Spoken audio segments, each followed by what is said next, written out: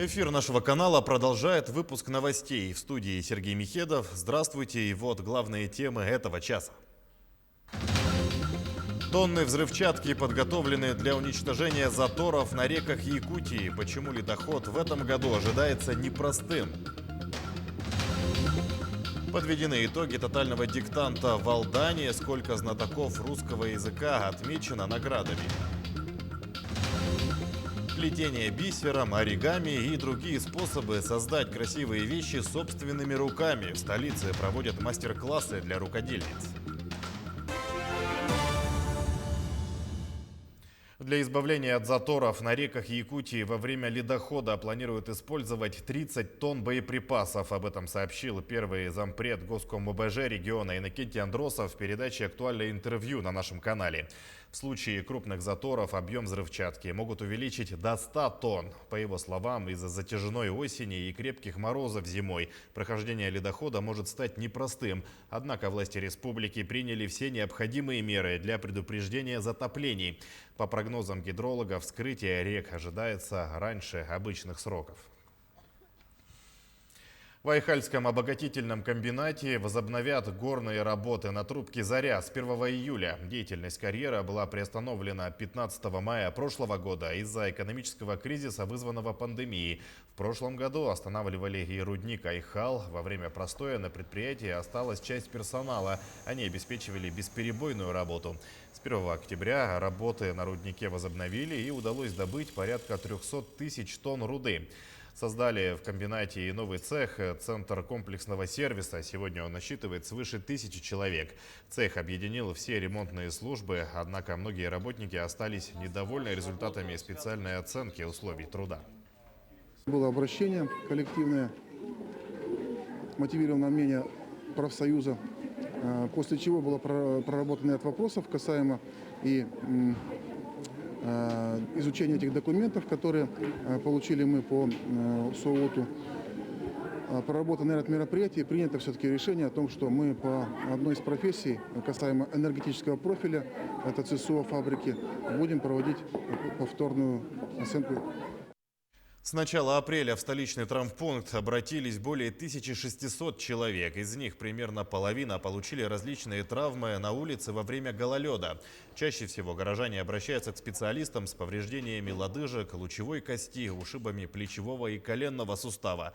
Как отметили травматологи, к ним чаще всего обращаются люди старше 45 лет. В этом возрасте у человека из организма вымывается кальций, из-за чего кости становятся хрупкими.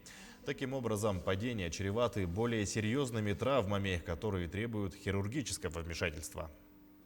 Напротив городской стоматологии, напротив, там стоит здание. Я не знаю, что это за здание такое, да, двухэтажное. И я подскользнулась, там припорошила просто снежком, а под ним была наледь. Я не видела этого. Подскользнулась и упала.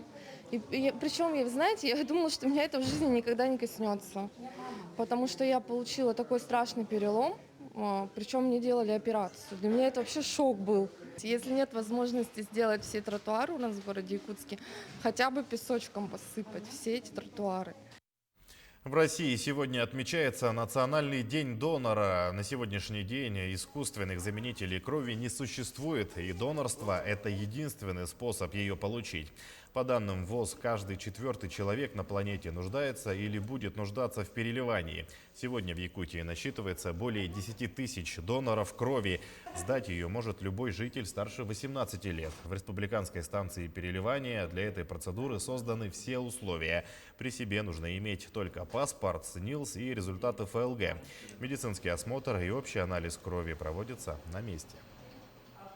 Донорскую кровь переливают при таких тяжелых состояниях, связанных с кровопотерей. Это может быть во время операций, при родах, это может быть при травмах. Также компоненты донорской крови переливают при различных заболеваниях, инфекционных тяжелых заболеваниях, при ожоговой болезни, при гематологических заболеваниях, онкологических заболеваниях. Необходимость донорской крови вообще есть и в мирное время, и в военное время, и при чрезвычайных обстоятельствах. То есть доноры всегда нужны. И часто бывает, что альтернативы переливанию крови не бывает. 4 пятерки и 20 четверок. Таковы итоги тотального диктанта в Алдане. Знатоков русского языка отметили грамотами и подарками. В лабиринты грамматики и пунктуации окунулся Руслан Павлов. В этом году столицей тотального диктанта стал город Якутск, поэтому общую долю ответственности за результаты проекта ощущали и районы республики. В Алдане писать диктант пришли 98 человек. Как отметили координаторы, аудитория значительно помолодела. Просто для меня это как бы основная цель. То есть ставлю определенные цели каждый год и выполняю потихоньку. Поэтому это была моя небольшая цель. И я пришла сюда, чтобы проверить себя и свои возможности, скажем так. Есть у тотального диктанта и постоянные участники. Амиран Галаян писал диктант 5-й раз подряд из 7 возможных. Причем в его копилке уже были 3 пятерки и 1 четверка. Его любовь к русской литературе, культуре и языку вновь дала отличный результат. Нет предела совершенству. Это человек, который любит русский язык. Он постоянно занимается дома сам.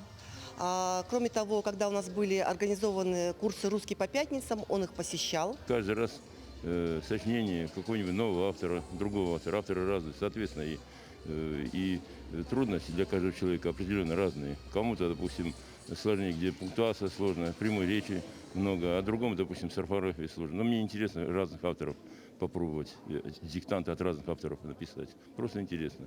И вот чисто из этого интереса я прихожу. Текст диктанта, который подготовил писатель и сценарист Дмитрий Глуховский, был несложным, но с множеством подводных камней. Много прямой речи и различных оборотов. Поэтому текст покорился лишь четвертью участникам. Из 98 человек на отлично написало 4, на хорошо 2 десятка. Всего у нас получилось 20 работ хорошистов и 4 отличника.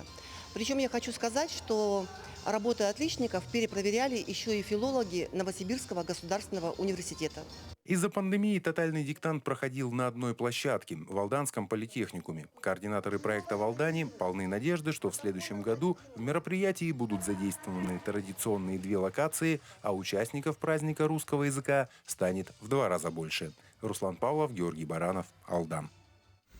Победителей чемпионата по элементарной математике наградили сегодня в Северо-Восточном федеральном университете. Ежегодные соревнования Институт математики проводит в 33-й раз. В этом году знания продемонстрировали 30 человек. Участвовать в чемпионате могут не только студенты и преподаватели университета, но и школьники, пенсионеры, выпускники и учителя других образовательных организаций. Победителям вручили грамоты и денежные сертификаты от партнера IT-компании «Майтона». Единственное, по причине пандемии этот чемпионат у нас не был проведен в 2020 году. В этом году мы его провели. Цель и задача – это, конечно же, популяризация математики, цариц всех наук. Как говорят наши программисты, хороший программист – это в первую очередь хороший математик. В столичном дворце детского творчества каждые выходные проходят мастер-классы. Цель таких мероприятий – сохранение традиционных семейных ценностей и формирование бережного отношения к природе.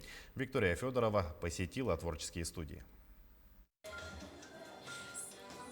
Хоть и на улице холодно и серо, и зима не хочет сдавать свои позиции, в творческих студиях царит весеннее настроение. Под спокойную музыку начинающие мастерицы делают первые весенние цветы – подснежники. Евдокия Дьяконова впервые на таком мастер-классе. Мне очень понравилось, да, вот, во-первых, там моторика очень развивается у человека, да, оказывается. Давно как бы своими руками ничего не делали. Очень познавательно, очень интересно. И на будущее, да, вот для себя, кроме этих цветов, что-то еще другое сделать. Вот, допустим, очень же красивые национальные украшения же всякие есть. Руководитель студии бисерной пластики Варвара Петровна показывает, как сделать подснежники из бисера. Вроде такой метод бисероплетения уже достаточно распространен, но вы нигде не найдете технику изготовления цветов, растущих у нас в Якутии.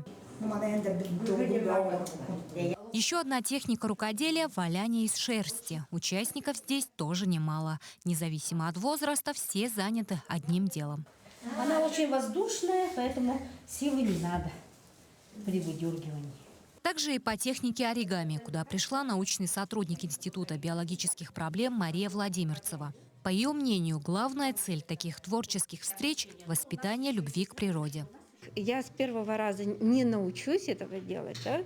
Но посмотрите, какая красота, и Это, наверное, лучше иметь именно вот такой букетик на столе из бумажных цветов, чем собрать живые цветы. Пусть они растут. В прошлом году, значит, у нас была запущена дирекция биологических ресурсов акция «Не срывай».